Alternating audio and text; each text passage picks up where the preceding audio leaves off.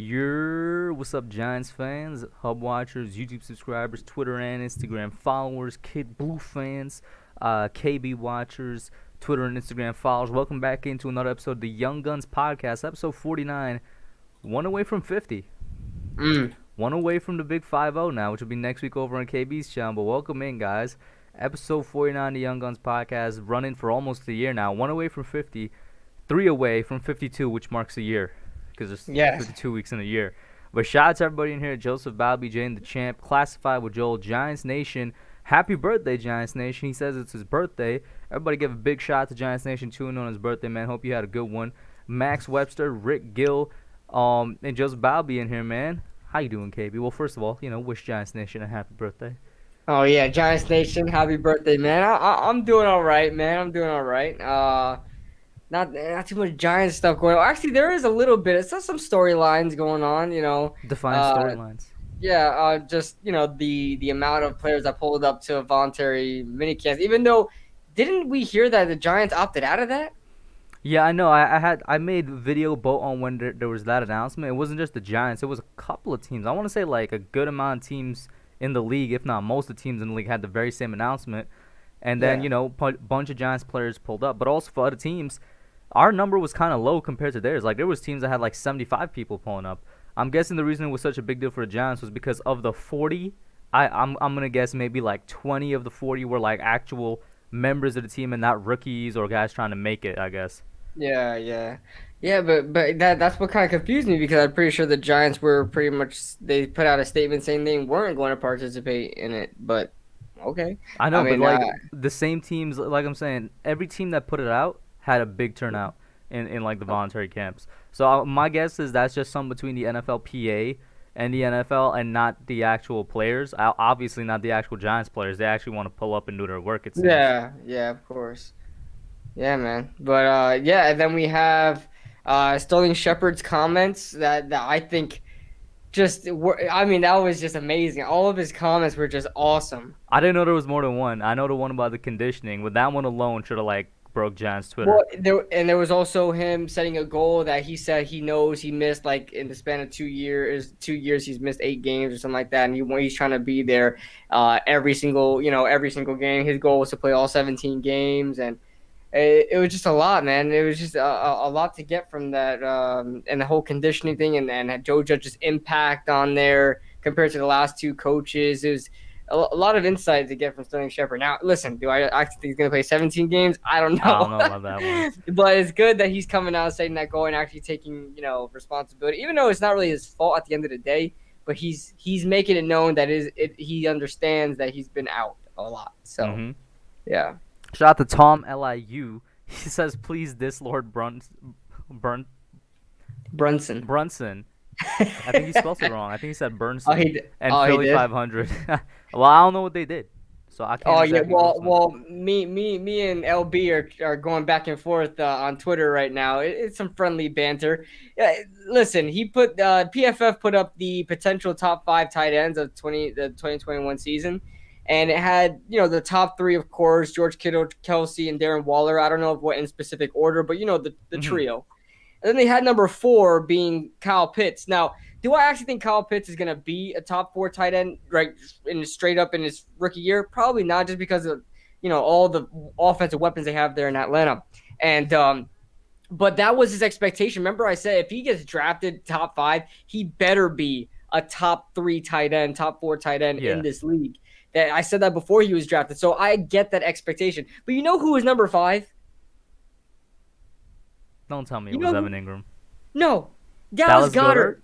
Dallas Goedert. And check this out. Okay. So Lord Brunson retweeted it and commented. He was like, "I can't believe that they would put Kyle Pitts there at number 4." And he was going off about Kyle Pitts and why would they do that or what? Because they're like, "Oh, that Jalen Hurts was supposed to be."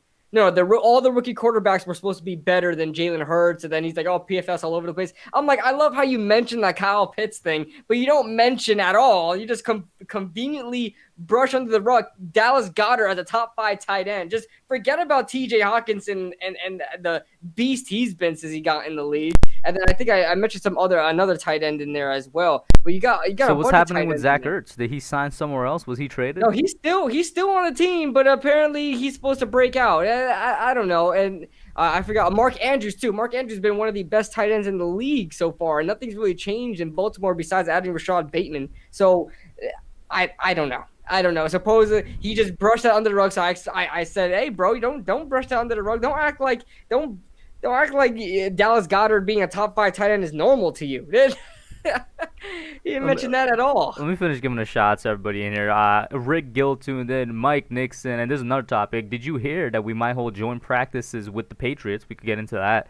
Jon Snow Targaryen in here. John Doe, Nerd Cage Live, guys. You still need to go over there and check out my last episode on the podcast with Nerd Cage Live. It was too short. We're going to be doing another one hopefully very soon. Isaiah in here. What up, bro? John Doe. He said, so half of our 90-man roster showed up. Yeah, you're right.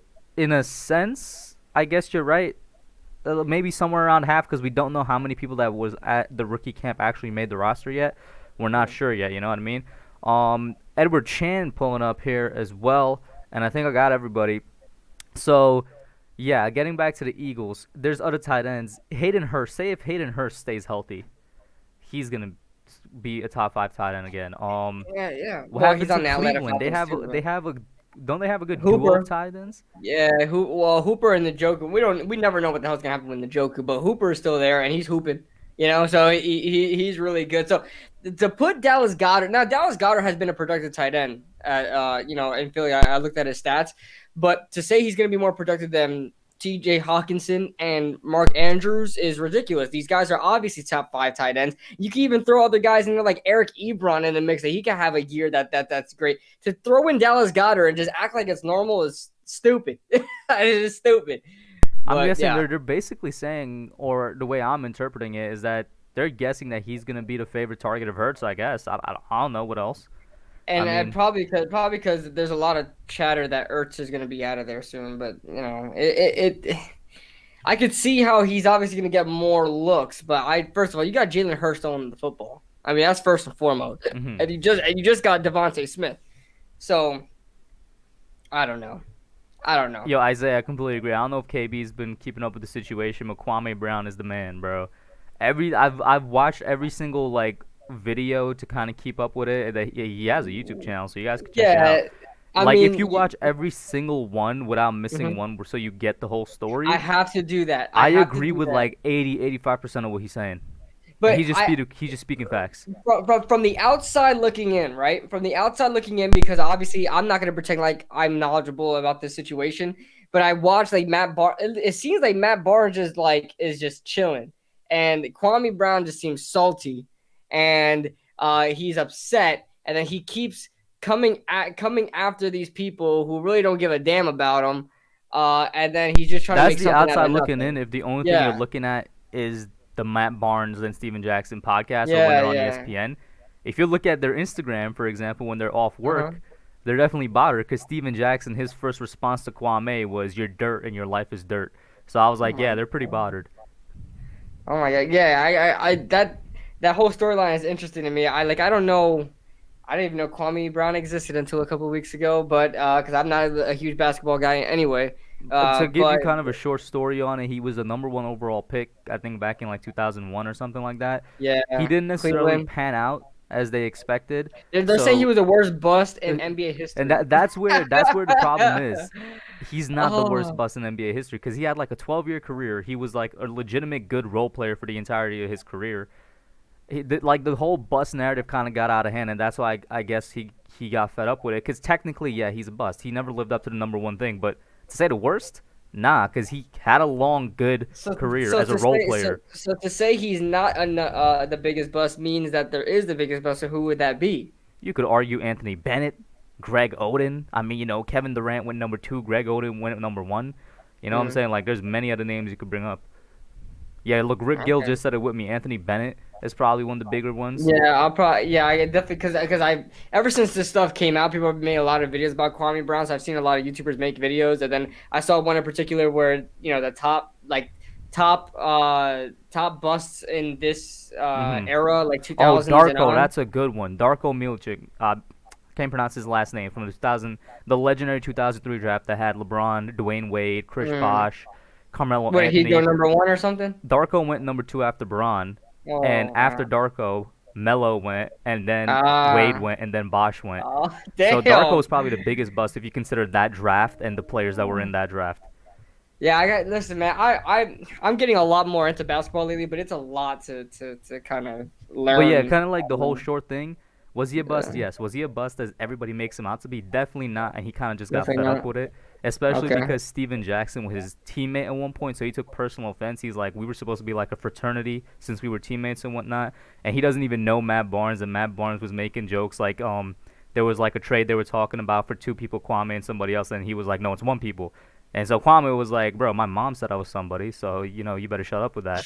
So it's like he just got fed up with everything. And I agree with like 80% of what he's saying. The only things I don't agree with is sometimes he'll say, like, he doesn't outright say it, but like the message that comes across is that he thinks not every basketball player should be like basically critiqued by somebody, by like a journalist, which I disagree with because that's an argument that a lot of athletes make that if you can't play the sport, you shouldn't critique it, which I'm like, I get where you're coming from, but Yeah, that's but not it's how it kind of works. yeah, it's not how it works. Then other analysts wouldn't really exist like Yeah.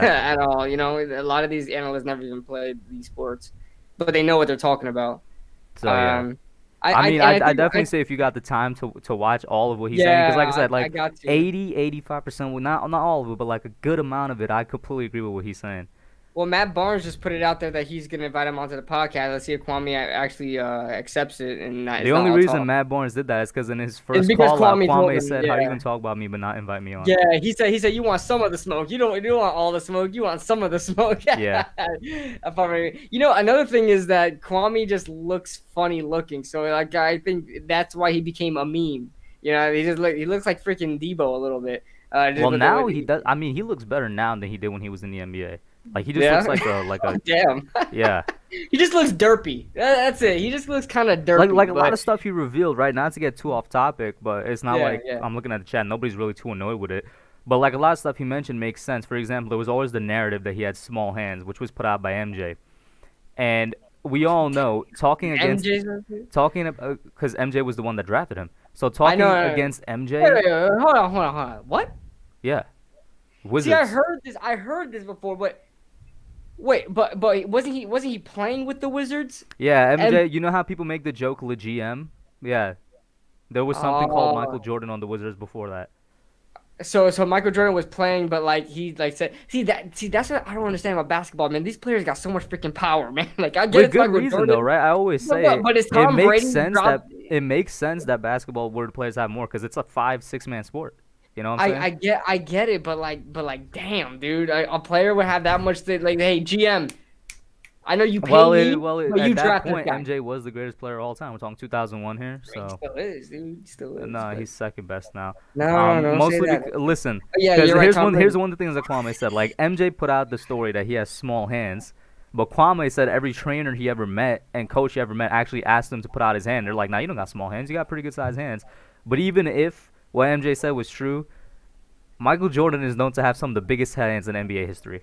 So like 90% of basketball players' hands are going to be small against his. Yeah, and on But then top of also that, think about this, Jordan. right? And Kwame made a Yeah. great point. He's like, why would a company put out a product and then bash it? Because you took him number one overall, the Wizards. You spent months, probably years, scouting him, his family. Like they literally know everything about him, and then the first thing you do is Mhm. bash him. He revealed something that not a lot of people knew, and he said no reporters ever tried to come to him to talk about this. He stayed quiet on it. When the Wizard drafted him, he wasn't supposed to stay a Wizard. He was supposed to be traded for another player.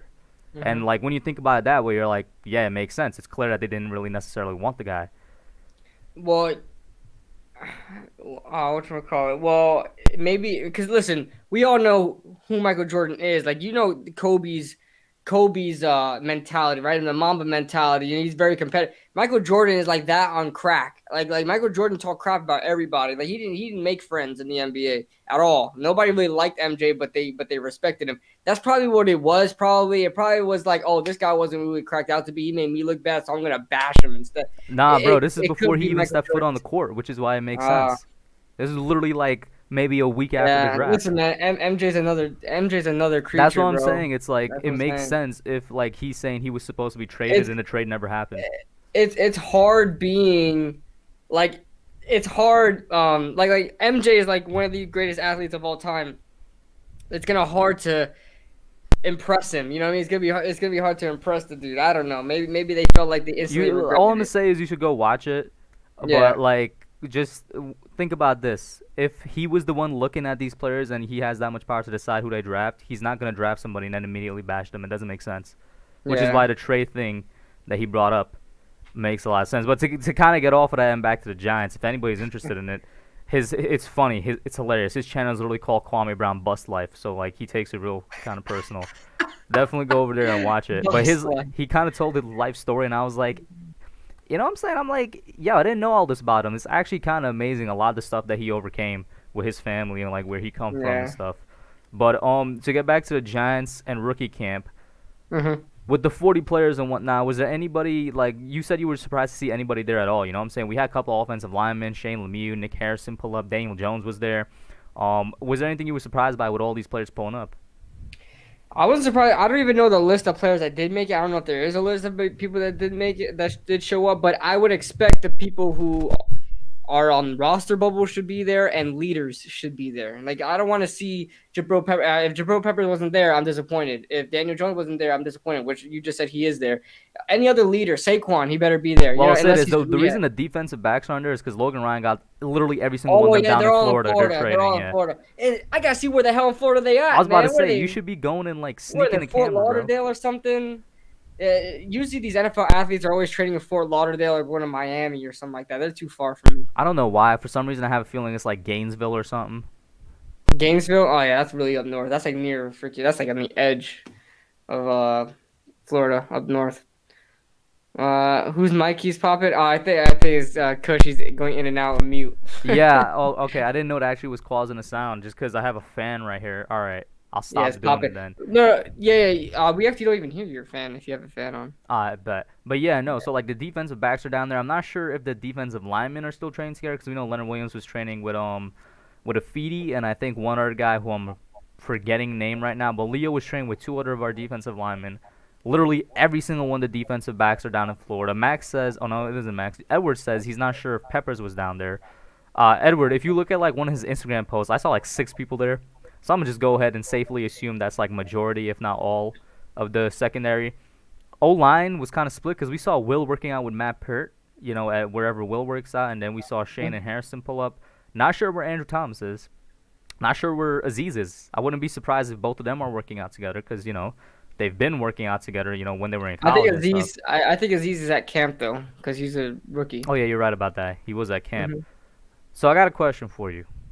Go We ahead. signed Kelvin Benjamin and Corey Clement, and then we picked up a guy from the Jags. Your thoughts?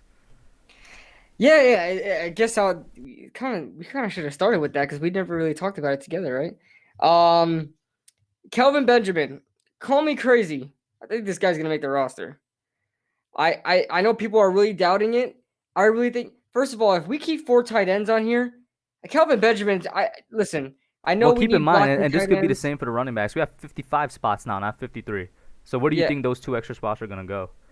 I don't know. Well, I'm gonna say one definitely I has to go to the secondary because that's our most stacked position yeah, right now. I would say secondary and wide receiver. Like we need to keep like Joe Judge better not make this mistake again. Keep five. You need to learn from your mistakes. So we were in wide receiver hell as far as depth goes last season, and me and you said it from the jump on our reaction to the 53-man, the initial 53-man roster. Where the hell are the wide receivers? We have so much talent at wide receiver. Dante Pettis is our worst wide receiver right now, and he's a beast. Like he's good. He's a former second-round pick. Like our wide receiving core is absolutely. I'd say John Ross, but I Or get where you're John coming Ross, from. former first-round pick. Yeah, to each his own. You know, either way, that's a pretty talented receiving core. You better find a way to keep as much. Like I like it how Tom Coughlin used to run his roster. 6 wide receivers, stack it up. 6 wide receivers, 3 or 4 tight ends. Like stack it up with depth for your offensive weapon because these guys go down. Tight ends and wide receivers go down all the time. You need the right depth there, and you don't want to have the risk of putting a guy in your practice squad that another team could go ahead and go sign. So Remember that one game? Like you said it, we said it on the 53-man roster reaction. But every single time I did a preview and a reaction to the games this mhm. past season, like for 90% of them, I was always complaining with good reason. Why are we running into the game with 4 wide receivers? And there was one game where we went in with 3 3. because there's so many were injured at one point. Yeah, and me and you hit it right on the head when we talked about our initial wide receiver. We're like, what happens when this guy goes down? Then what happens when this guy goes down? Then what happened? And the exact same thing happens. That's why you guys gotta listen to this podcast more, especially during the season, guys. All right, because we are very right about these things. But so let's stay before we get to Benjamin and Clement. Let's stay on the wide yeah, receiver for a second, okay, and even the secondary because they're so stacked right now. yeah, Who doesn't make the roster? good question. I think that's the great question Good because question. a guy like Austin Mack could probably still make the roster. He's somebody that a lot of people have already forgotten about. What about I love Austin Mack, the yeah. offseason star that always gets injured before he has a chance in David Wilson? Not Dave. Is it David Wilson? Alex Wilson? David Sills. David Sills. Yeah. Mhm. Always an offseason star. Always gets injured right before. What I'm saying, he actually has a Yeah, chance. Like who doesn't make it? I'm actually really glad that you mentioned that because that even adds on to like even the I guess you could call it camp talent, right? That we have is good talent. Like these aren't just regular guys. Like David Sills was a guy looked at in the draft as a possible steal in the draft. We have him as probably our roster bubble guy, right? We have Alex Mack as well, who I was very confident in the beginning of last season. He wound up to show up to be on the 53-man roster at some point in the season last season. So he has an obvious shot to do it. Hopefully he's improved because there was a lot of flaws to his game. And now with a lot more competition, it's going to be hard for him to make this roster. Like I said, you pick to each his own. John Ross or Dante Pettis is probably the worst wide receivers on the roster that are going to probably make the roster. Are these guys? Is a guy like David Sills and is a guy like Alex Mack? Alex Mack. Not Alex Mack. What's his name? Austin Mack is a guy like Austin Mack, and I'm sorry, John Doe. Yeah, I keep saying Alex Mack, the old center that just stays in the league for 15 years. Are these guys better than Dante Pettis or John Ross? Like, are these guys going to be better? Like, I think the only way one of these guys makes the roster, whether that be David Sills or Mack, the only way these guys make the roster is if injuries, right? John Ross gets hurt all the time. Like it's just bound to happen. That's why I have zero expectations for John Ross at all. Like I want to have confidence that he's going to help change this offense around and be one of those factors. I can't. He always gets hurt, and it's even more common than it was with Corey Coleman. And Corey Coleman couldn't stay healthy for his life. So I want to believe John Ross makes the roster, but he's probably not. But if he doesn't, David Sills and Austin Mack are definitely not going to make this roster. I mean, listen, if everything goes as planned, everybody's healthy, these guys are definitely going to be being cut because I mean, we're gonna wind up cutting good talent. Like, and that's a good problem to have. How much of them do you think we're just gonna sign to the practice squad? That's another question because I'm going to be coming out with a video about this soon. This team has the most depth I've seen a New York Giants team in a very long time. Like I'm talking across the board. I completely agree. I've been thinking about making a similar one as well, and I think I saw somebody in the chat saying basically the same thing as well. Yeah, I'm talking just like across the board. Like sometimes we have our season like last season, interior defensive line was the biggest depth spot. Now this season, it's everywhere. I mean, we have running backs like it's crazy. We're loaded up on the running backs, loaded up on wide receivers, loaded up on tight ends, loaded up on cornerbacks, loaded up on safeties, loaded up on freaking edge rushers, even though they're not all fantastic. But we have depth across the board. And it's like at this point, we're going to be cutting good talent. You know what's surprising, though? We have so much depth, yet we're barely over that 90-man mark, which I find incredible, which means we have quality depth. We have quality depth. It's not quantity depth, it's quality. And it's a little back heavy, right? We don't have a lot of stars on our starting offense, but we have a great like spread of talent from the top of the depth chart to the bottom of the depth chart. We just have a lot. Take the edge rushers, for example. Do we have a star there? We don't know yet. We got to see what we see from Lorenzo and Aziz, but we have a lot of depth there. So, it's so much depth. We're gonna wind up cutting really good talent. I think the biggest question and a good problem to have, but the biggest question is when we cut this good talent at the end of the season, was it the right decision to cut this talent?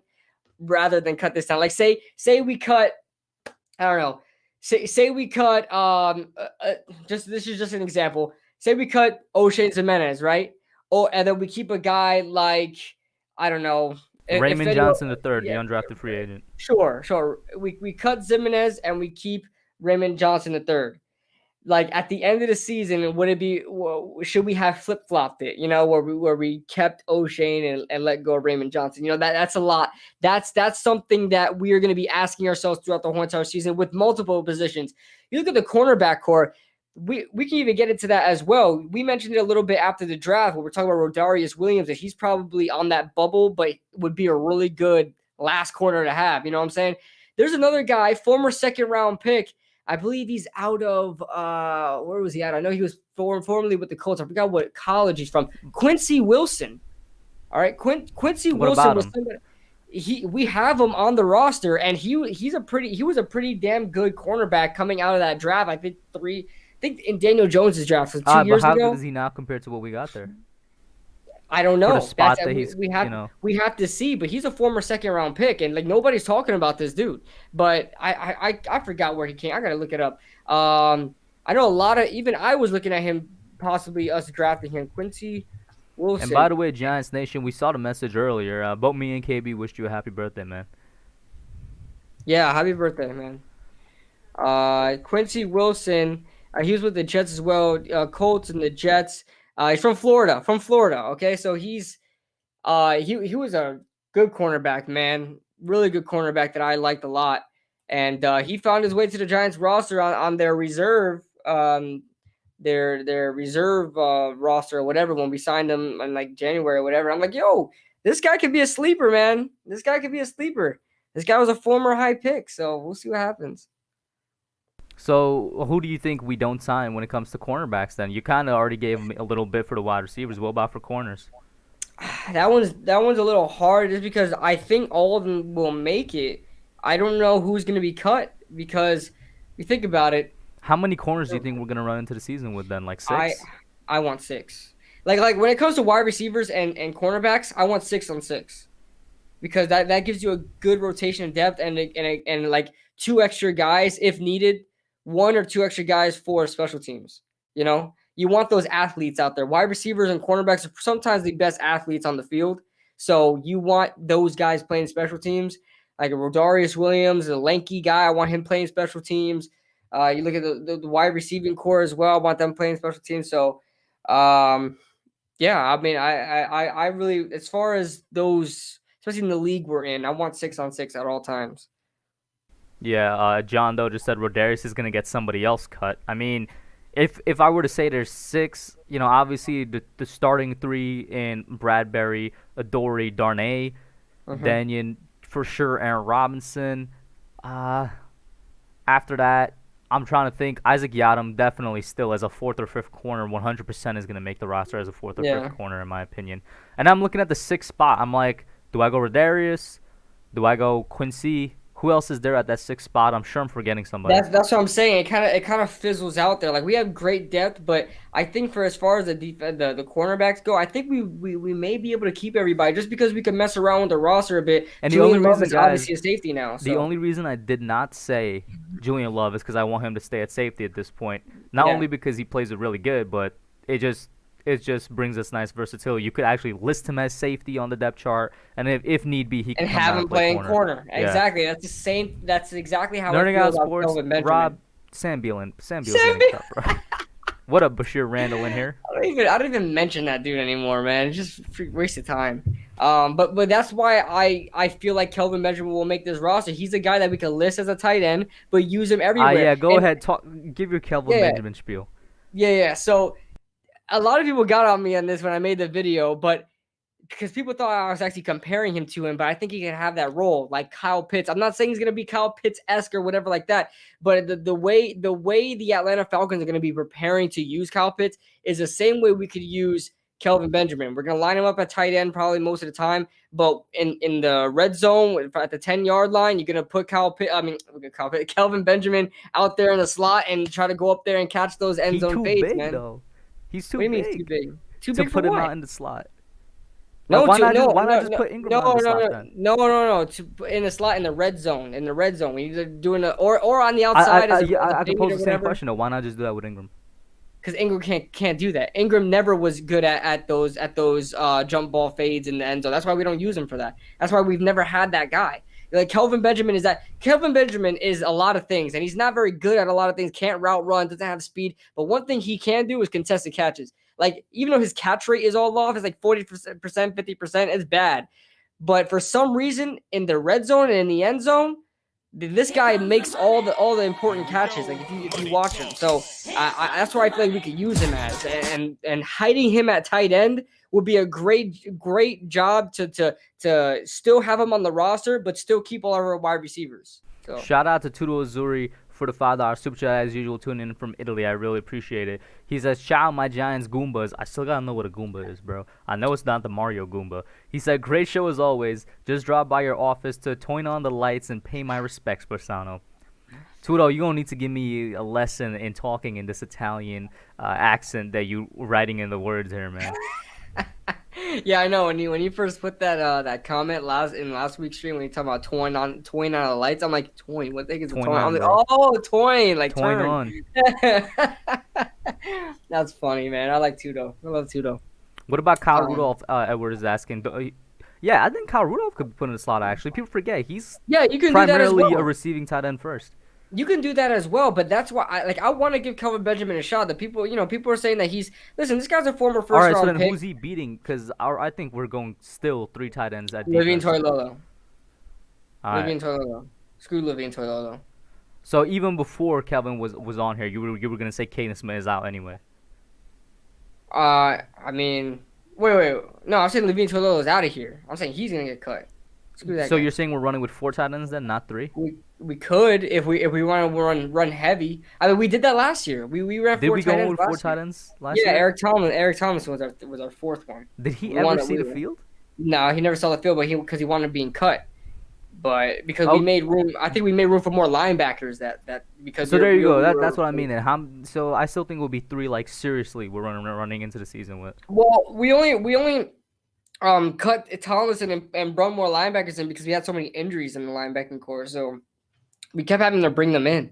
But if we wound up being healthy, I mean, we would have to do the math because we have 55-man roster now, so we have 2 extra spots we can try to work with.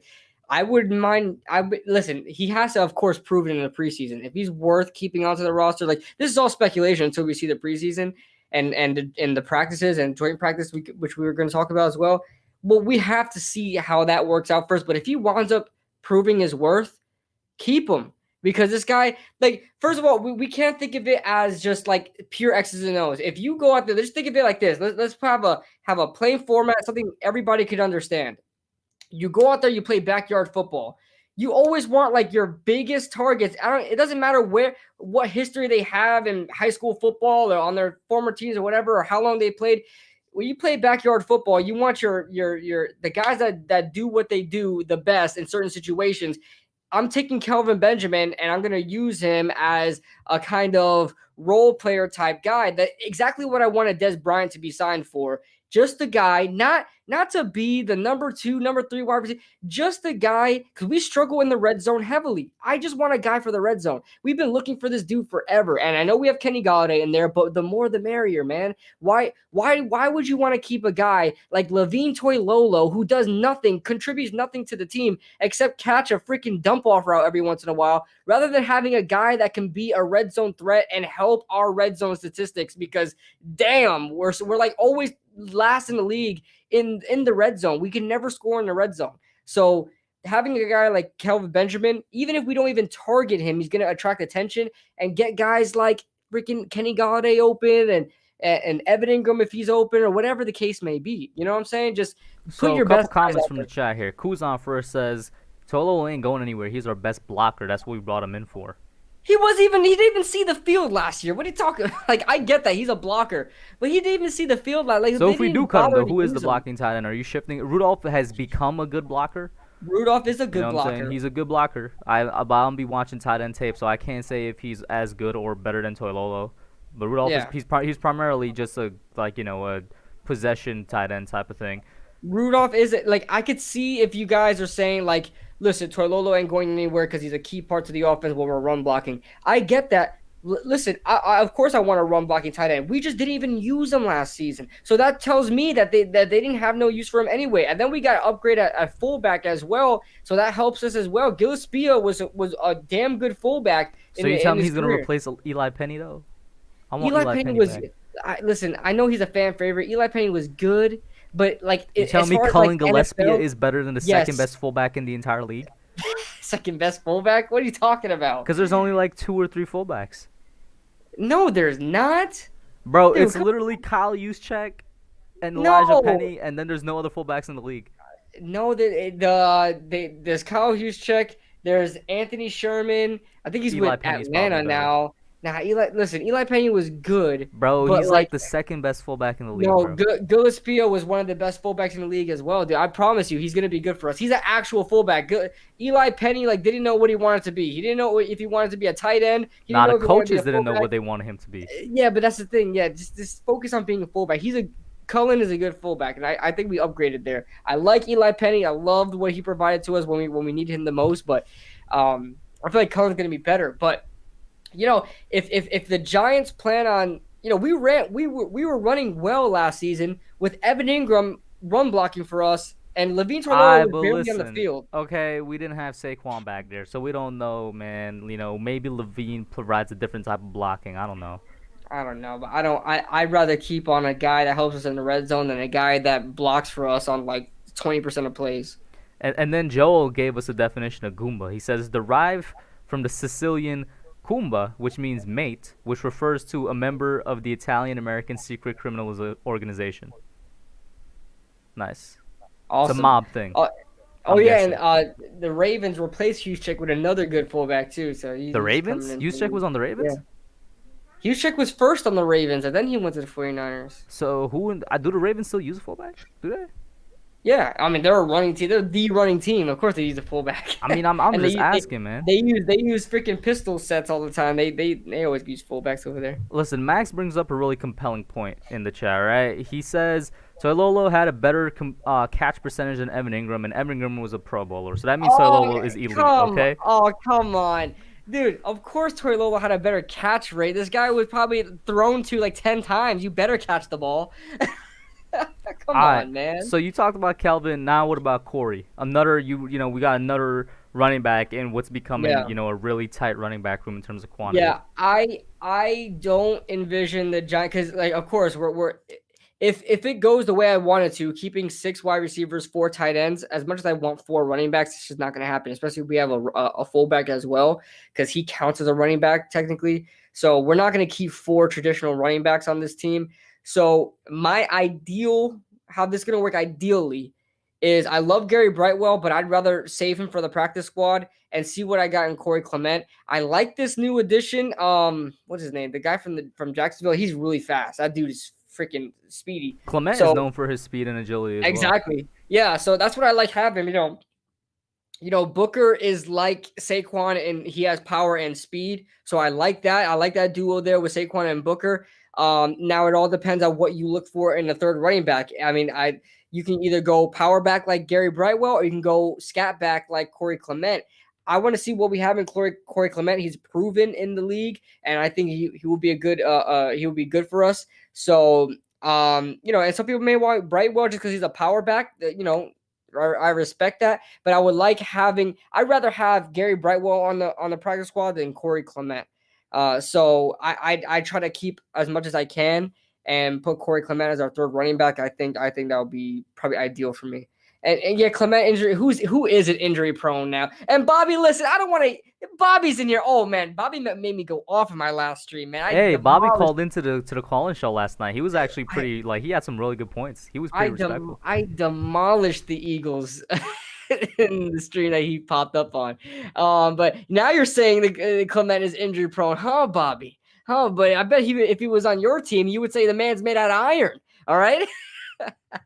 You saw that the Eagles are apparently still going to have a competition for Jalen Hurts or something. Because, hey, man, listen, don't be surprised if Joe Flacco beats out Jalen Hurts, okay? Don't be surprised if Joe Flacco starts week 1. Dude, Laura Brunson is gonna burn his freaking hats that he put out there. The Hurts season, if Joe Flacco starts day one, that's gonna be hilarious. Oh man, But Booker's a the, solid the number the thing 2. with Brightwell, you were saying you would rather have him on the practice squad. This is not a guarantee that he's gonna be there, but after he was drafted, and I read up on him and I read up on what Judge was saying about him. Seems like they really took him mostly for his special teams ability. Doesn't mean that he's gonna be on the team specifically. We're like, oh, we need him for special teams, so we're gonna add him to roster. Doesn't mean that. Yeah, But what are the chances that he doesn't make it? You know what I'm saying? What are the chances he does end up on the practice squad? And then what are extremely the high. chances a guy like Booker gets cut that we just signed for 2 years, 6 mil? Nah, no, there's no chance. I like Booker. I like what he brings onto this team. He reminds me a lot of like Rashad Jennings. Like Rashad Jennings, to me, probably should never been a starter. But he's a guy that comes in for your starting running back and just puts in work.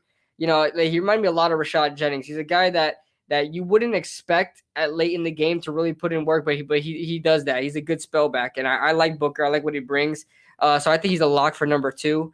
And like I said, it just makes sense to put Brightwell on the practice squad. He's a guy that he's a rookie, so you wouldn't put him again, ahead of a guy with experience like Corey Clement.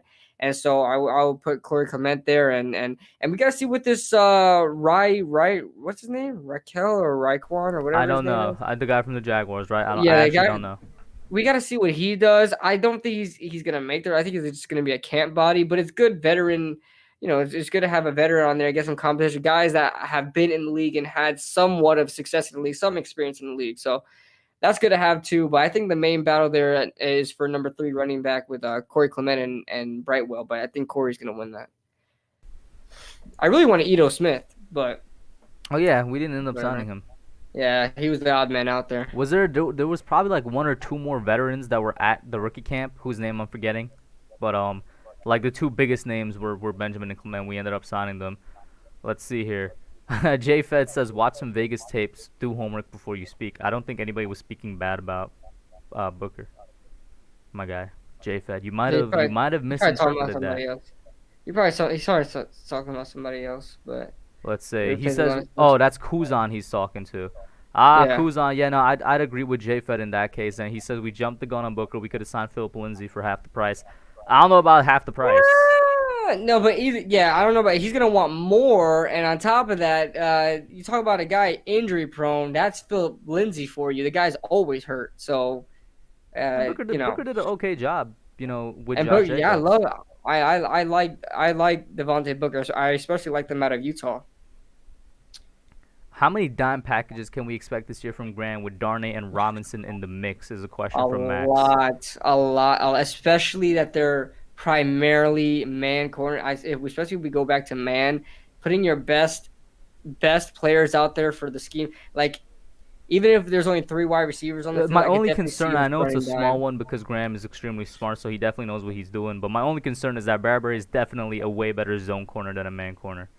Yeah, but when you're so talented, you should be able to adjust. You know what I'm saying? So he shouldn't be a one-trick pony if he's one of the best cornerbacks in the league. I'm sure he has experience playing man, but I agree with you. Out of Carolina, the guy was his instincts in zone was great, and of course you could always run mix packages when I don't know if they will actually do that, but you could also you section out your defenses. One side is zone, one side is man. I know a couple of defenses do that.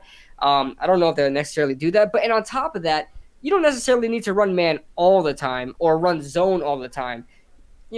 Just like if everybody always freaking comes at me for comparing this to Madden, but it's just easy to compare it to. When you play Madden, you're not only running zone or only running man. You mix it up. You know what I'm saying? So I can definitely see that kind of thing happening.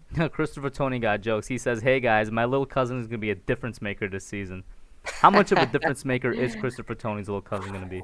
Oh my god, man! I'm so excited for this dude. I just made a video about it too. I feel like having Kadarius Toney is gonna force the offense to just change, to just But that means you change see its him getting a ways. good amount of snaps with the offense. Then it's not necessarily a hot take, but I actually think that Slayton can hold on to his job as a starter, and I Tony don't. might be behind him.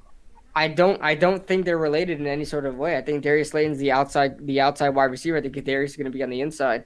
I think we're gonna run a lot Kadarius, of. no, I'm not saying he's not gonna be on the inside. I think that he's going to be on the outside quite a bit. They should use him on the outside quite a bit as just a deep threat. And down the line, I think we have the same thought process here. Whenever Shepard does decide to just go off or retire, whenever the Giants decide to move on from him, he is going to be the immediate replacement because in the slot is where he does his best work. But he's definitely an outside threat as well. Yeah, I'm very interested to see how we're going to use all these guys because you can only have 4 wide receivers on the field if you just have 1 tight end on the field. So how is that going to work? Because we have Kyle Rudolph. We got to use him for something. We're paying him some good money to be a second tight end. So now Kyle Rudolph should be tight end 1. Yeah, I don't. I'm not even saying that as a joke. No, he is a better tight end than Evan Ingram. I definitely agree. But I don't know how they can use all these guys. But listen, man, Kadarius Toney. Listen, you shouldn't just brush it off the shoulder. For anybody wondering about Kadarius Toney, don't brush it off the shoulder that he was also in the same offense as Kyle Pitts and still got a lot of the snaps. Like Kyle Pitts is like everybody's raving about him as being like one of the best athletes to come out in the draft in forever. And this guy still was a focal point of the offense with this guy on the field as well. So Kadarius Toney, you guys should have no doubts about Kadarius Toney, possibly trying to get snaps with Kenny Golladay in there. They will find ways to use Kadarius Toney. He has a skill set that nobody else has pretty much in the league besides a couple of people. Like Max Webster said. QB2. He has a strong arm. Yep, so we'll see. But we're definitely going to use him on a lot of. Do you think we're going to play it safe this year and not use Daniel Jones's legs, especially now that we have weapons where it's like technically not necessary? Or you think we're still going to be using DJ on a couple runs? I don't know if I'm right by saying it's not necessary now if the weapons pan out. It's not necessary. Of course, I don't mind a few designer runs here and there, but if we just start straight up using of course I think it was like in the middle of the season where the Giants found out, man, this guy is more mobile than we thought. So that's when they started giving him more design runs. Like you noticed that, right? It kind of increased the amount of design runs he got. I hope this season they don't go into all right, now we know this guy can run. Let's just freaking put 5 design runs for him a game. I don't want that. I want to keep it the way it was. Hit him with a nice run here and there. But if we start using him like they use Cam Newton and run him into the ground, and whenever they need tough yardage, just play some flag football and just have the QB run it constantly, I don't like that. And I don't like a quarterback's durability like that. And I don't want this may be a hot take. I hate when quarterbacks depend on their legs and don't depend on their arm. There are plenty of dual threat quarterbacks out there with throwing mechanic problems and because they just rely on their legs too much. I want a guy that wants to throw it before he wants to run it. Aaron Rodgers is a perfect example. That guy has legs, but he'll always stay in the pocket and make that tough throw, and it winds up working in his favor. I'd rather you stick in the pocket and throw a 50-yard bomb than get out the pocket, escape pressure, and get an 8-yard run. That's personally what I prefer. But yeah.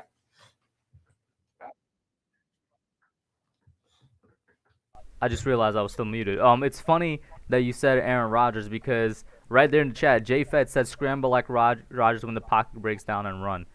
I'm obviously also a throw first guy, and I think DJ is a throw first guy as well. And we're all waiting for him to take the next step, but we're not going to talk about that now. We're going to talk about Sterling Shepard's comment, specifically the conditioning one.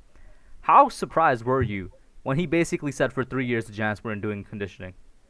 That really surprises me because... Bro, my immediate reaction was, how were they not immediately fired? I don't even know. But the thing is, how did nobody even make this public? How did nobody go to the freaking NFLPA about this? Hey, we're not conditioning. We're not doing nothing. We're not being prepared for these games.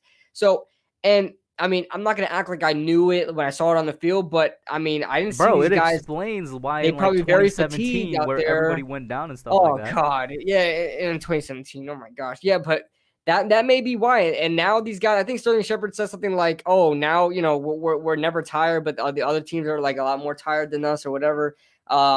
But I like that. I like it. And that's crazy, man. Something so fundamental as conditioning. In my high school football teams, I hated conditioning, but it's necessary. It's necessary to be conditioning. And it's legit. I said in my video, somebody retweeted it as a joke, and that's when it hit me. I'm not saying it is, but it's a legitimate reason as to why people get injuries when you don't do conditioning. Right. You know what I'm saying? Bad conditioning alone could lead to injuries, but just not doing it at all? Like, are you But kidding me? here's the thing, get him and hire Pat Shermer. He of course he's overlooking what's going on. How come he didn't step in and be, yo, what the hell is going on with the Well, I'm not condition? sure that gets into like where can the GM step in like during the season and off season type of things. I mean, he's the boss. Nah, you gotta remember the owner is the boss, right? Yeah, but The the GM GM, brings them in, and then he kind of has to let them do what they do. right? But I mean, he's still the I boss. feel like I a guy mean, like head of football operations would be who you're looking for to step in that case. yeah. I mean, either way, I mean, I feel like I can't believe nobody from higher power even said anything like, and that goes up to That's to why I was Mara like, too. I'm like Like, how? Sterling Shepard has no reason to lie, and he's not known as a guy that would lie because he's never done it. So I'm like, Yeah. I'm kind of taking it at face value. I'm believing him, Oh yeah, but it's I hard to definitely don't think believe. he's lying. I definitely don't think he's lying. It's more so hard to believe from the other side, not from Sterling Shepard's side, but it's more hard to believe from the Giants coaches. Like, how do you not condition your players? Like, that's like so fundamental. Like, I can't even express to everybody in the chat how fundamental that is. I mean, just freaking running some laps and lifting some weights and stuff like that. How do you guys not do that? That's like one of the Bro, proper key parts of stretching. football. Proper stretching, all of that. Like, that's something you do before any game and in any practice, like during the week. You go out there and lift some weights, get your body warmed up, and go out and run some. Like, in my football team, we conditioned for like a whole 2 months before we even started practicing. Like, I mean, golly. I don't know. I don't know. But I'm surprised. I'm surprised Mara and Mara and Gettleman back in 2018 when they were like trying to make that win team now and trying to rebuild at the same time. How do you expect to win now and go to the playoffs when you don't condition your team? I don't You know understand who that. I'm surprised the most didn't say anything? Odell, because he was there for 2 of the years that Shepard said they weren't conditioning. Yeah, You think if yeah, anybody yeah. would say anything, it would have been him, because he for Yeah, sure would know that you need proper conditioning in order to perform at your top level. right. I I mean, don't know, like dude. we had a fair amount of injuries last year, yeah, but one part of the team that wasn't injured that he usually is heavily injured was the O line, and I gotta think that them conditioning for the first time probably has something to do with them staying healthy. Yeah, listen, man. I hope now that they're conditioning, they stay healthy and they have a high motor throughout the whole game. You think Joe Judge's running laps things when he came in was just like a sneaky way of him like easing in like actual just getting the players ready, bro? He probably went into that thing and Gettleman's like, "Hey, listen, man, I gotta tell you something." He's like, "What? These guys aren't conditioned, bro. You guys gotta be like, you guys don't." Judge was like, "You don't condition your players." Oh my, yeah, I'll find a way. I'll find a way. Joel, I mean, I agree with you because it's so hard to believe, but like, why would Shepard say something that's BS then? Like, And he has nobody, no reason to say it. yeah, and nobody went out, and it's been out for like a day or two, so nobody out here, put it down or anything like that. And of course, if it's something that he's not supposed to say, he will not say it. I mean, why would Sterling Shepard's never been the guy to stir up drama? I mean, Hmm. the dude literally just He's changed his literally the number for veteran his on the father. offense now. Yeah, yeah, he's a vet on the offense. Dude has a nice heart. He really just changed his number for his dad. Like, come on. Speaking We of have a which, I kid think blue. the oldest member on offense now is Zach Fulton. I Kyle think. Rudolph Oh, Kyle Rudolph is. Yeah. or Kyle Rudolph or Mike Glennon. One of them. Well, Mike Glennon, I don't really count him because he's backup. I guess. How much is DJ really gonna learn from Mike Glennon, bro? Hey, DJ learned from this dude. Freaking, what's his name? Uh, what's his name though? The other backup quarterback. He really learned from him. But I could believe Colt McCoy actually has something to No, teach him. not Cole McCoy. The other dude, Alex Tanney, but Alex he's a Tanney. Giants Yeah. legend, bro. He's like what? He's the quarterback that has the greatest completion percentage in Giants history or something. Alex Tanney, Like, I Ring of mean, Honor. he's low key a Giants legend. Speaking of Giants legends, getting back to Shepard, he's only like 50 receptions away from like being, I think, top five in terms of Giants wide receivers with reception or something like that, which is crazy to think about. That's that's crazy but sad. How's it sad though? It's not like Because Sterling historically Shepard's we've had good always receivers, bro. hurt. Yeah, historically, we always have good receivers, but I don't think like a plethora, like they don't last long. Like Victor Cruz didn't last long. Amani lasted a Plexico while. Burrs, Amani lasted, yeah, but we don't like Hakeem didn't last a long time.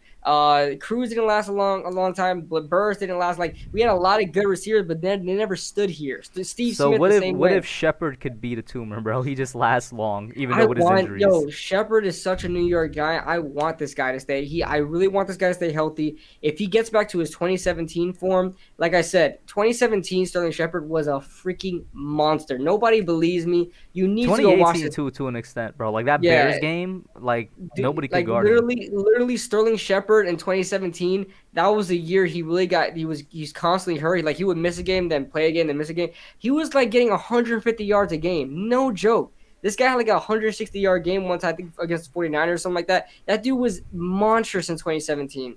But I think he only played like freaking, 10 games? He had like 860 yards or something like that. He was killing it. And I think 2018. Does he have a 1,000-yard season? If he does, I'm No, pretty sure it's 2018. he doesn't have it 1,000 Let me yards. pull it up. His closest, I believe, was 2018. I believe. Yeah, in 2018 he had 872. 2017 731. Yeah.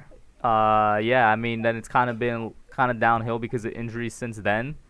A lot of people say his best year is his rookie year, but nah, it's definitely that 2-year span, 17 to 18. Yeah. Gotta hope that he can stay healthy. And I mean, it's not even really his body with him. It's the concussions. And to be honest, there's not much that he himself could control with that when it comes to concussions. Yeah, and listen, man, it was, last year we were saying, hey, should this guy contemplate retiring? No, he was contemplating. His family wanted him to. Yeah. So I don't know. That's still a question mark. That's still a question mark today. What happens, in the season? He comes out with another concussion. Then people are going to have to start asking the question, should he retire? So we kind of cover everything. It's kind of short. But I'm gonna just we could take questions from the chat, guys. Yeah. There wasn't much news this time around.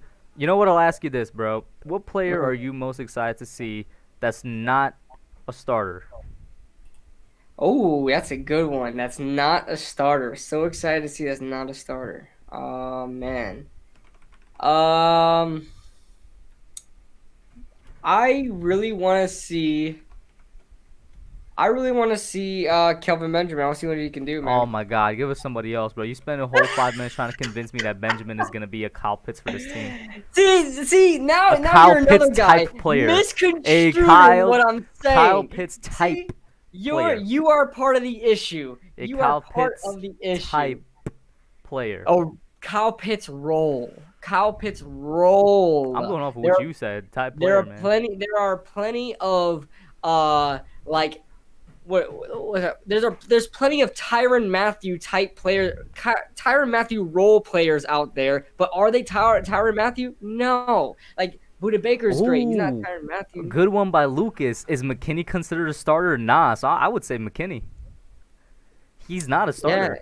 Yeah, but I think he'll be starting by. He'll have starting reps, quote unquote. Yeah, I know. I think he's gonna be starting by half the year. I know Logan Ryan's gonna be a role player soon, but. Marjorie with a very interesting one. The foreign exchange student Sandro Platzgamer. Wow, what's the chances he makes the roster, dude. There's no absolute chance.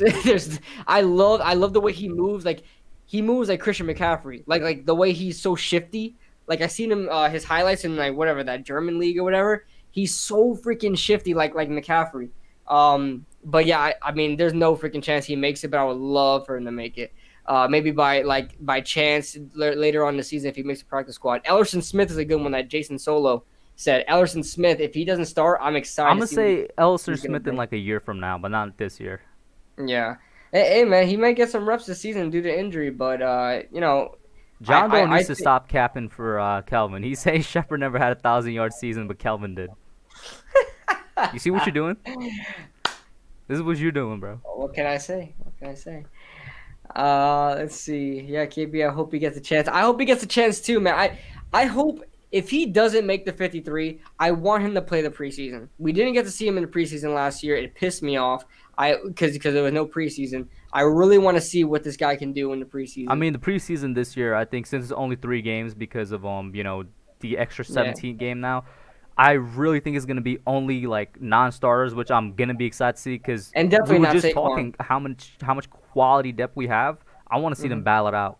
I think you're going to see some good Yeah, preseason this football. preseason, like, no, for some reason, I don't know how you feel about it or the chat feels about it. Nobody likes preseason for whatever reason. I watch preseason games for random. I could watch a Minnesota Vikings versus Arizona Cardinals preseason game all day long. I love seeing underdogs. I love seeing people fighting to put freaking food on the table, bro. You see some crazy stuff happen in the preseason. Random receivers like freaking, I don't know, Remember, John.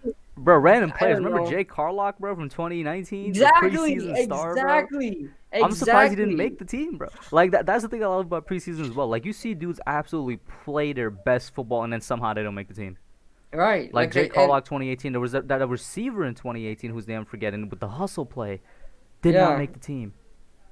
We've seen a bunch of these like warrior preseason warriors show up. Like everybody knows Corey Washington, although he never really made his NFL regular season type of debut or whatever. It never really showed out there. He was always great in the preseason. Corey Washington was most notably, obviously Victor Cruz. You never know. Like that's where Victor Cruz made his name, was in the preseason, that Jets game. You never know who's gonna show up and under the lights when it comes to the preseason, man. Shout out to So Nikki in the chat as well. She said for her is John Ross. If he could stay healthy and catch, then I'd agree that's with right. you. That's what I said. I love what John Ross could potentially bring to this team. Do I think he's just the best receiver? Like people always, like every time we talk about a player, people think we're talking about them as if they're gonna be the first round pick that they were drafted to. That's not what we're saying, whatever at all. But if you have the opportunity to make a former first round pick your fourth receiver option or your fifth receiver option, you freaking do it. Like Kelvin Benjamin, why would you not? For all everybody was like, "Oh my god, can't believe we signed him." Why would you not to give him a chance for 3 games in the preseason to see what he can do? If he doesn't do anything, you cut him. You lost nothing. But if he does do something, we stole a freaking receiver who's been on the freaking couch for 2 years, a former first round pick, switching to a new position and balling out. Like if that works out, everybody's gonna think that's some big brain moves from Dave Gettleman. So that's how I felt about Des Bryant. That's how I felt about Des Bryant. And although he did pretty well for Baltimore, Baltimore just has a terrible air raid offense.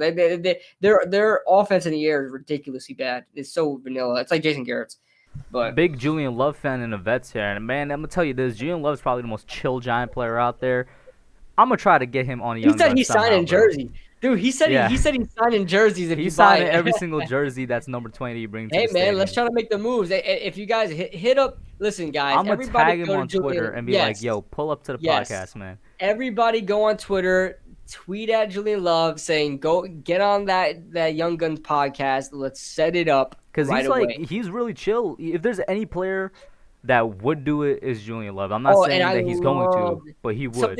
something that was so unexpected from Julian Love when he was first drafted. I love the way he talked to it. He was confident. He sounded like a leader. He was always talking about, I just want to do the best for the team. I don't care where they put me, because that was when everybody was talking about him playing at safety. He's like, I don't care where they put me. I just want to be, be the best for my team. He said he was loving playing the safety role because he was able to help the offense help the defense get set and position everybody. He said he was very vocal and helping everybody out. He loved helping out his teammates. I love Julian. I would love to get Julian. I would love to talk to Julian Love. Love to do Blockbuster, that. I agree with you. I think Booker could be better than Gallman. For some reason, that people find that blasphemous. Now he could legitimately be better than Gallman.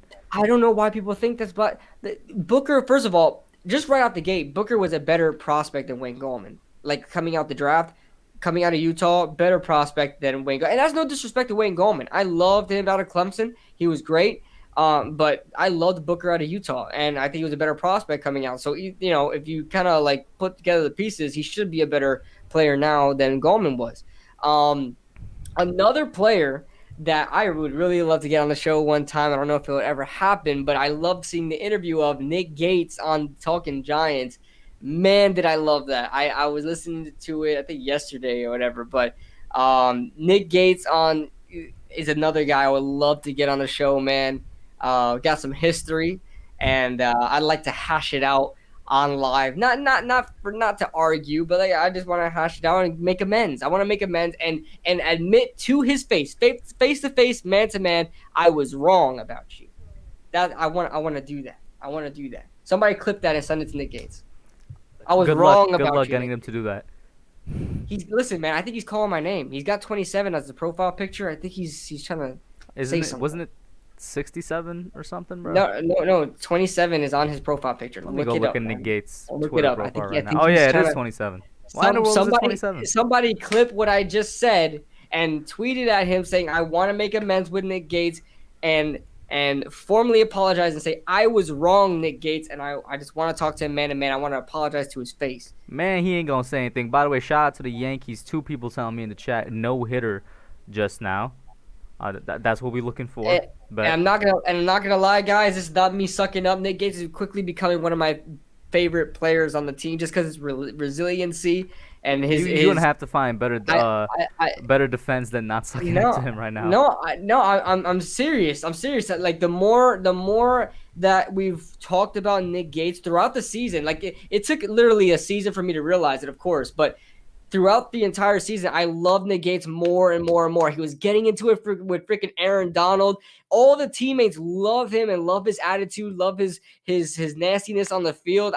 And the fact that he played like a David Deal role and moving around in different positions, it gives all the respect to him, man. And then everybody doubted him, and of course, I called him a doorman, and listen, man, I like Nick Gates, bro. I really do. And if OGR never sends that jersey back, I'll buy it myself.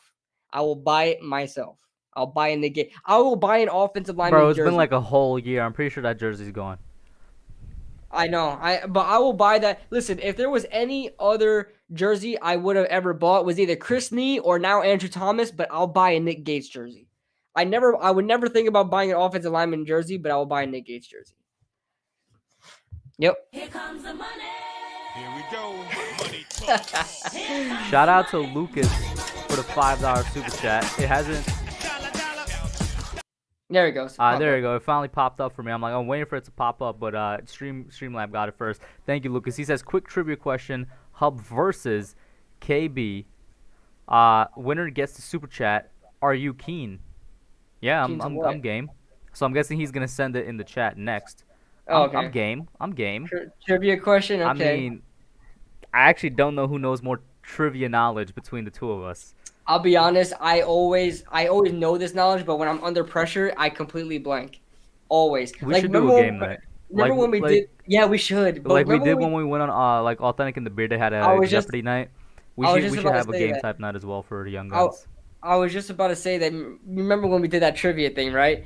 Yo, the easiest questions that I knew that I eventually got, it took me so long to process it because of the pressure I was under. Like when they said Ahmad, like my question was Ahmad Bradshaw's jersey number. Of course, everybody knows it's 44, but I literally went like in my head and I was like, oh my god, did he wear 44? Like overthinking it. Nah, you would have been the type to say 27, bro. 27 squad. Nah, you would have been like Brandon Jacobs, bro. You would have mixed it up and be like, it was definitely. Yeah, right. All right, he says, including Tony, how many current first-round drafted players are on the roster? So included Tony. I gotta count. I gotta count. That's too many, dude. Let me write it down. Yeah. Damn. The chat, like, you're gonna just hear quiet from us while we write this down for like a good minute or two. So nobody leave. Nobody leave yet. Let's see. So that's the whole roster? The whole roster, he said. The whole freaking roster? Yeah. Jesus. I'm going to get all the people that come to my mind. I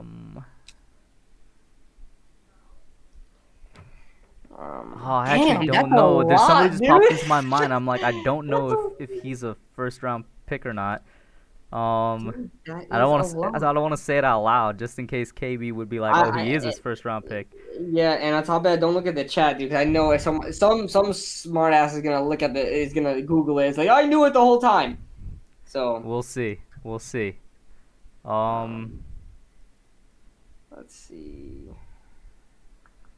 Why is it so hard to go through the players right now? It is. Oh my god, there are a bunch of players. Oh, I found another one.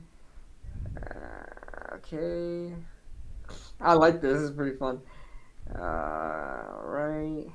There's one player I'm in question. I don't know if he's a first round pick or not. There was one for me too that I'm like, I'm just not sure. Let's see. Okay.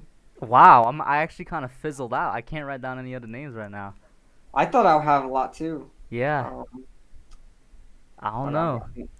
nothing. Like I said, there's one dude that I wrote an asterisk next to because I'm not sure if he was a first round pick or not. I'm gonna let you call it when you're ready, and then I'll say. Okay. Yeah, I'm still thinking. Let's see. Okay. I'm Are you just done? sure that I'm forgetting people right now. Are you I'm done? absolutely sure that I'm forgetting people. You still thinking, or are you done? I'm still thinking too. If you're gonna still think, I'm gonna call it in. you're gonna call it in. All right. Let I'm me get a a final. Let me get a final little. Let's see. I feel like my number is too low because I just know for sure that I'm missing people right now, my guy. I really am, but I can't think of anybody else. There's gonna be some former first round pick. I'm like, I'm so stupid. How did I not? You want me to go first with my number? Go ahead. I'd say 11. How much did you say? I have 11. Alright, then Lucas. All right. Did you gotta write give that? us Okay. one, Okay. bro. Okay. Did you write down the names? I wrote down, and then there was the one that I wasn't sure about that I included because I'm like, I want a higher number. So I got, Okay. so obviously, Here, show your paper up. Andrew Thomas, DJ, Leo, Tony, Saquon, Adoree, Okay. Jabril, Dexter, Ingram, Kelvin. I'm pretty sure was a first round pick, right? I missed one of them. And then I put a star next to Kyle Rudolph. That's 11, and because I wasn't Yo, sure. I missed one. I And- missed Evan Ingram. And if this is where it gets to 12, if Mike Glennon, I can't remember what round Mike Glennon was picked in. No. But, So, yeah. so you got every single one that I had except we had one swap. Okay, you had Ingram and I had Danny Shelton. I thought about Danny Shelton. Was Shelton a Before- first round pick? Yeah, by Cleveland. Okay, I didn't know that. But I thought about I thought about freaking Danny Shelton over Evan Ingram. Well, I'm so stupid, man. But I would have had 12. But okay, so here's what I had. I had let's see. I didn't even spell half of these names right, but I don't even care. I had Nate Solder, Daniel Jones, Saquon Nate Barkley, Solder was a John- first round pick? Yes. So that's Nate 14, Solder, I think. Nate Solder's, Daniel Jones, Saquon, John Ross, Andrew Thomas, Kelvin Benjamin, Adoree Jackson, Jabril Peppers, Dexter Lawrence, Tony, and Danny Shelton. So if you How add did I in Nate miss Evan Solder Ingram? and John Ah! Ross, that's 13, I think. So Solder and John Ross makes it 13. So is it 13 or is it 14, Lucas? Oh, he wants us to give our final guesses. I'm gonna go with 13. I mean, it makes sense that it would be 13. I'm missing Evan Ingram. So Ingram. I'm gonna go with 14 actually, because I just forgot Shelton. Yeah, so 14 is my So final guess. who else did you have that I didn't have? Because I got 1, 2, 3, 4, 5, 6, 7, 8, 9, 10, 11, 12. Who do you have that? So my 11 plus the 3 that I didn't have. The 3 I didn't have were John Ross, Danny Shelton, and there was somebody else, Nate Solder. So who did you have that I didn't have? Besides Evan Ingram. Kelvin, I'm pretty sure. I had Kelvin. You had Kelvin? Who am I missing? Who are you missing? I spelled John Ross, Joe Ross. Wait, keep it up there. I don't know, but wouldn't it be 14? Because look, Andrew Thomas, DJ, Leo, Tony, Saquon, Kelvin. Oh, Adoree. Leo. That's what I'm missing. Oh, Leo. Okay, so yeah, I'm guessing 14 then. Okay. I'm But gonna I say got 13 14 is now. my final guess. But you got Kyle Rudolph in there? I don't know. No, I didn't throw in Kyle Rudolph. 14. So I'm still missing somebody. My final Wait, guess is 1, 14. You 2, better 3, turn in 4, yours. 5, 6, 7, 8, 9, 10, 11, 12, 13. Throw your paper back up. I didn't write down anything since. Listen, Yeah, but Lucas already knows my final guess. It's 14. Definitely have people. Lucas, send that money, bro. I'm gonna say 14. All right. I'm saying 13. Go. I'm saying 13. Let's see what's up, man. Lock it in. Lock it in. That was a Lock it very in. interesting little trivia. I got 13. Hola, hola. Why'd you say it like that? I don't know. What? Marjorie says first and second rounders combined, there's 27 of them on the roster right now. That's talent right there. Wow, you got it, KB. It was 13. So who was the Let's extra get guy that I it. had? Was I Kelvin think- Benjamin not a first round pick? No, he is a first round pick. I think you counted wrong, dude. Bro, Andrew we Thomas. We both had 11, right? We both had 11, and I added 2 players on there. But who did you add? Look, Andrew Thomas, Daniel Jones, Leonard Williams, Oh, let me Kadarius check it off. Toney, Let me check it off. Let me check it off. Saquon Andrew- Barkley. That's 5. Okay, hold Kelvin on. Wait, Benjamin, wait, Adoree wait. Jackson. Wait, let me finish. Jabril Peppers, Dexter Lawrence, Evan Ingram. That's 10, right? Danny I can't Shelton, keep track. John Ross, and there was somebody else on your paper, Nate Solder. That's oh, I did miscount. I added in an extra somebody somewhere. It is 13. Who did I add in that was extra? I think you accidentally added Kyle Rudolph. Probably, to be honest with you. Yeah. Yeah. Yeah, I and bet 13. Adoree was a first rounder guy. Adoree was first, like 25th overall or something like that, or 22nd overall by Tennessee. Mm-hmm. Tennessee picked them just literally a couple years ago. Ooh! Lucas, thank you so Hey! much Yeah, for the he- $50 super chat. I appreciate it, my man. We He basically says both got it right, so he deserves it. He deserves Bet. it. He says 13, but I have 1 each. I'll hook you up, KB, next week. So keep a lookout for next week's podcast on KB's channel. Lucas, I really appreciate it, man. Huge donation.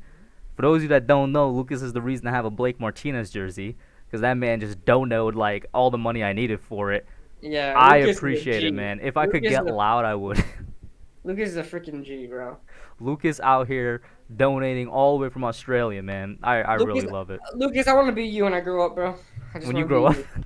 Yeah. Lucas, are you coming to any Giants games? I know that's a Like, stretch. country. Because you are all the way in Australia. But I mean, By the way, pull guys, up to a Giants game. can we just appreciate the freaking drip that Kush has on, bro? The Kenny Galladay jersey. I don't know if this is your first time wearing it on stream. This is the first time wearing it on my stream. I think I may have worn it on Diggy's stream. I think so. Yeah. I could always appreciate people buying jersey before they see a player play for that team, because it's like the confidence is on high. I'm sorry. I'm very confident in Kenny Galladay that he's gonna be a good receiver for us.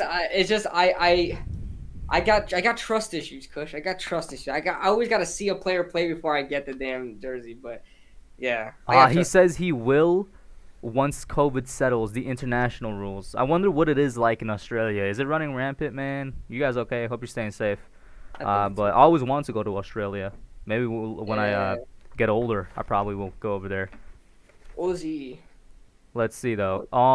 I mean that was a fun bit of trivia. Damn, Nate. Screw you, Nate. You know what? I got a bit of trivia for you, Go KB. ahead. I got a bit of trivia for you. Alright. I said it earlier, so I'm surprised if you didn't catch it. But then, how many second rounders are on the Giant squad?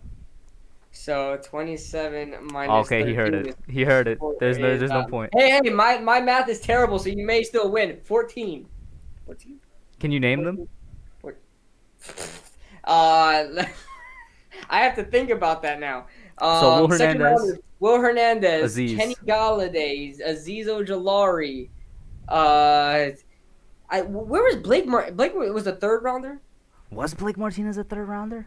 Let me look that up. Because I know Blake Martinez wasn't like a high commodity back in the draft. Okay, so here we go. Ready? Will Hernandez, Aziz Ojulari, Kenny Galladay. Blake Martinez was a fourth round pick. Fourth round pick. Yes, like I said, he wasn't a high commodity.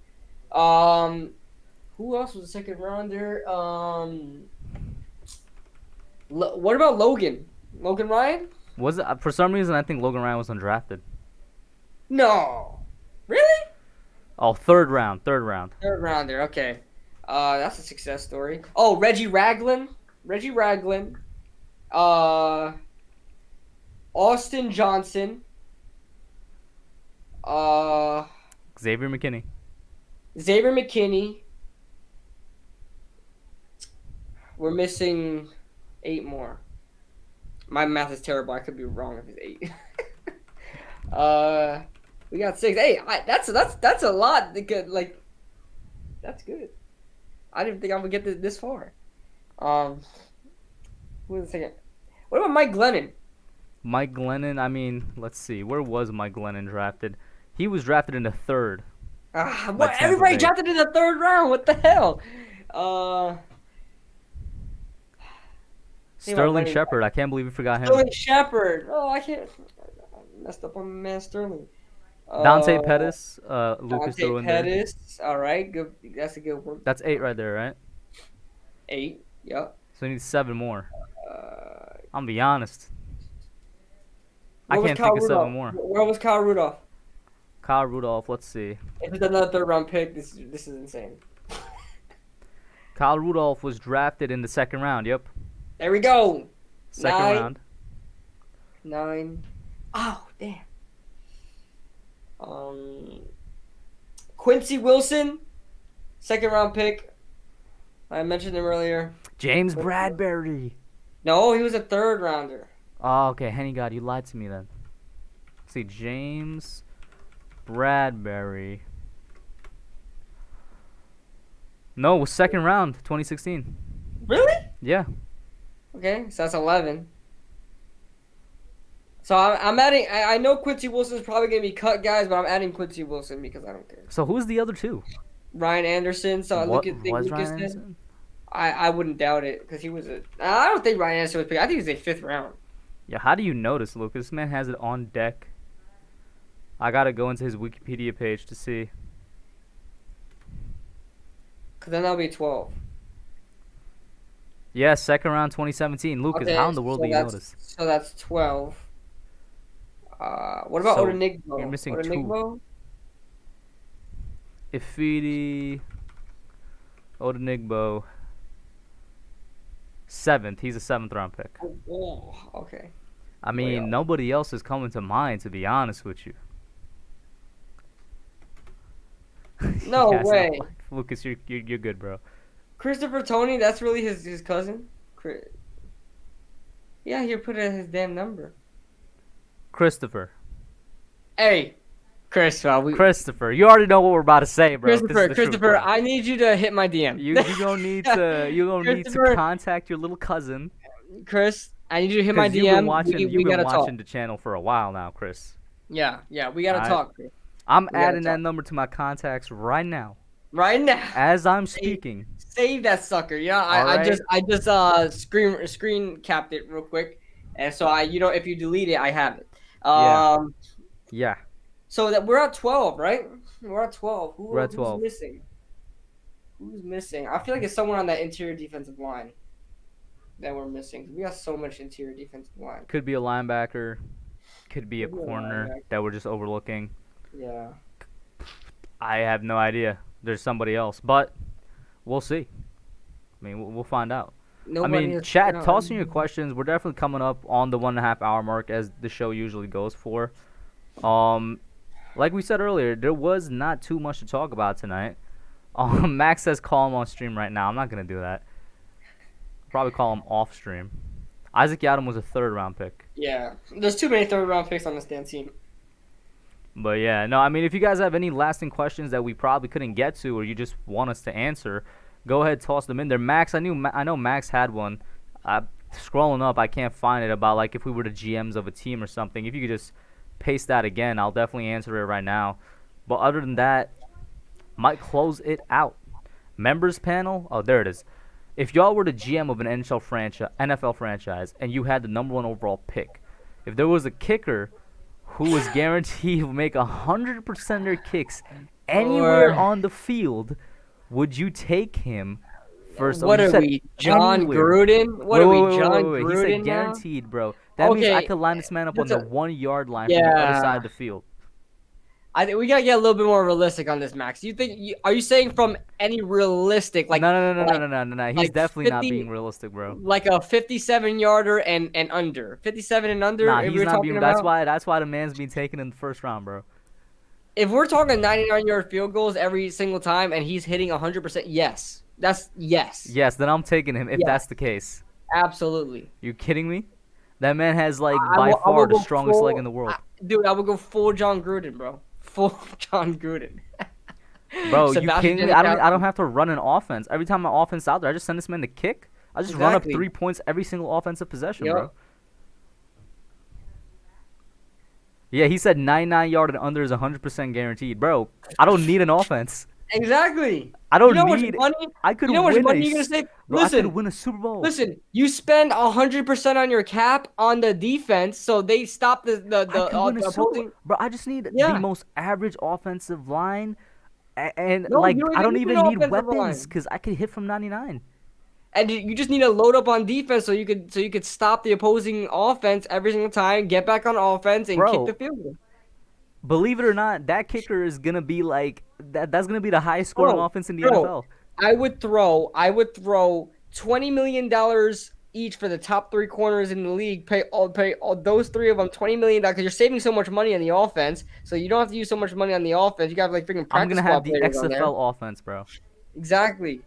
Just gonna freaking just spend all my money on defense. I want freaking the best edge rushers, the best cornerbacks. Pay them all $20 million. I'm having Myles Garrett, Aaron Donald, bro, Khalil Mack all on the line, bro.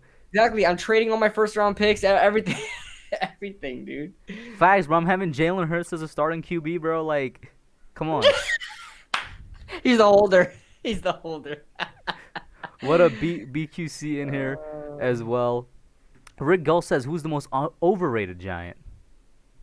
Overrated Giant. Ooh. Ah. People are gonna hate whoever's like. If that player is listening, they're gonna hate me. But let's see. Overrated Giant. I don't know. Is there any Giants players that are currently overrated? I mean, a lot of them are overrated because of their potential. Like, I feel like O'Shane Ximena is extremely overrated. I think he's not good. But that could be me. But let's see. Overrated. Shane Lemieux. Everybody loves Shane Lemieux. Overrated. I guess so. The rant says our Pro Bowl tight end, but as Giants fans, we don't overrate him at all. Rick says Saquon. I can see it a little bit. I can definitely see it. Lestat's going kind of like all time. He says Eli. Lucas saying maybe Slayton. I have a Logan, hot one. I see your have a members hot panel. one. It's not happening. Please stop spanning. I have one. People are gonna hate me for this. Daniel Jones. No, I think Saquon will probably be a bit more overrated than DJ. Possibly, but Max Webster has a good one that you're not gonna like. Matt Peart proved nothing and everyone has faith Max in him. Webster, you watch your mouth. All right, you watch your mouth. Lestat said he was joking. Nikki's also going all time. She says OBJ. Oh, I wouldn't say while he was with us, but as now. much as but as much as I didn't like, of course nobody likes OBJ's antics and his personality. He's one of the better Giants that we've ever had. In his time with the Giants, he was, definitely a record setter for a reason. Yeah, and but if we're talking now, the man has definitely kind of fallen off. He was the reason why we had freaking primetime games. I mean, we were a terrible team with 5 primetime games a year because of him. Mm-hmm. Watch your mouth about David Wilson. You watch your mouth. People don't overrate him. They just like him. Kind of like Cruz. People like him. I wouldn't say he's overrated at all, though. Because they recognize he was only good for like a 2-3 year span. Yeah, that might be the reason why he's overrated, because people love Victor Cruz, but if you really look at the totality of his career, he was only good for 2 years. Yeah. By the way, Jay, I would take out the waffles, but I finished them this morning, so I can't take them out. Waffles? What? Yeah. Last time he put waffles in the chat, the emoji, and then I pulled up my box of waffles. But it's finished. Man. My man just had a box of waffles on him. It was not that far. But KB, you have anything else you want to talk about before we close it out here? No, I need Christopher Tony to hit my line on Twitter. Chris, if you're still watching, you gotta hit my line too, bro. You already know what we're gonna ask you, bro. All right, if you're this man's cousin, we gotta get something going. We're gonna need some. We're gonna need to talk. Listen, all right. Lestat says, why don't I wear my Blake jersey? I think I wore it on last episode, didn't I? Or the episode before. Either way, next week I'll wear it. But I'd be wearing both of these now. Like, I'm rocking the Kenny Galladay and the Blake Martinez jersey more than any other of my jerseys right now. Is that a home jersey? Well, what kind of jersey is the Blake one? The Blake one is a home jersey, yeah. I wore it when we streamed the draft night too. But guys, thank you all for tuning in. That's gonna be it for tonight. Very short in terms of Giants news, but I had a lot of fun with the trivia. brought up by Lucas and the chat itself, and you guys just kind of kept it entertaining and made the hour and a half actually fly by relatively well. Rick with a last minute question saying, "What stock should we buy?" I have no idea. Don't ask spam, me. Rick. Don't spam. Especially you're not a mod. You're gonna get banned real quick. Or hopefully not. I think the people in the chat know Rick by now. He's fine. He always calls in as well. But Okay. I mean, KB, any last thoughts before we close it out here? Not really, man. But it was a really fun stream, though. Really fun. Even though there's not a lot of news, you guys still made it worthwhile. So I appreciate you guys. But that's it for today, guys. Y'all great as usual. Thank you for your support. Young Guns would not exist without y'all. And we're out, man.